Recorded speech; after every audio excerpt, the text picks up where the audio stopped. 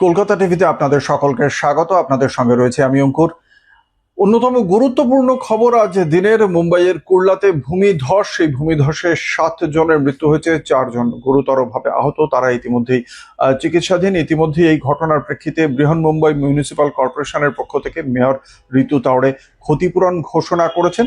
এবং একই সঙ্গে যেটা আপনাদের জানিয়ে রাখি যে ইতিমধ্যেই বেশ কয়েকজন আটকে পড়েছেন ওই ভূমিধসের জেরে, এবং সেই কারণে সেখানে উদ্ধার কার্য এখনো পর্যন্ত চলছে। এনডিআরএফ একসঙ্গে তার সঙ্গে বিএমসির যে 50 জন কর্মী একসঙ্গে উদ্ধার কার্য চালাচ্ছে।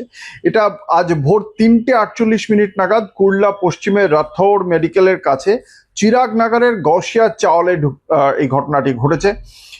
যারা গিয়েছিলেন উদ্ধার কার্য পরিদর্শনে তারা বলছেন যে পাহাড় থেকে মাটি এবং ধ্বংসাবশেষ খসে পড়ে, এবং চাউল যেগুলো হয় সেগুলো সচরাচর আপনারা জানেন, যারা মুম্বাইয়ের এই চাউল সম্পর্কে যাদের ধারণা রয়েছে, এগুলো স্থায়ী কাঠামোর হয় না। অর্থাৎ এখানে স্থায়ী কাঠামো না হওয়ার ফলে যে সমস্ত বাড়িগুলোর ওপরেই বড় বড় পাথর এসে পড়ে সেগুলো ভেঙে যায়, এবং তারপর সেখানে তার ভেতরে থাকা বাসিন্দারা খুব স্বাভাবিকভাবে ক্ষতিগ্রস্ত হন, আহত হন।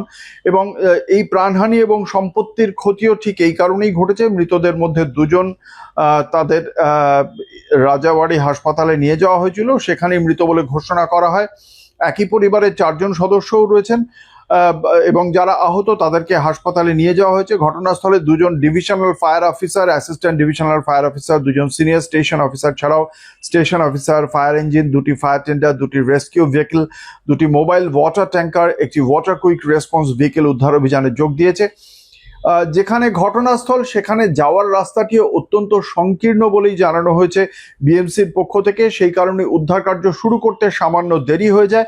তবুও মুম্বাই পুলিশের সঙ্গে মিলে ধ্বংসস্তূপের নিচে আটকে পড়া মানুষদের উদ্ধারের জন্য সম্ভাব্য সব ধরনের প্রচেষ্টা চালাচ্ছে মুম্বাই প্রশাসন। এবং প্রত্যেক মৃত ব্যক্তির নিকটাত্মীয়র জন্য 4 লক্ষ টাকা, প্রত্যেক আহত ব্যক্তির জন্য 50,000 টাকা সহায়তার কথা ঘোষণা করেছে বিএমসি।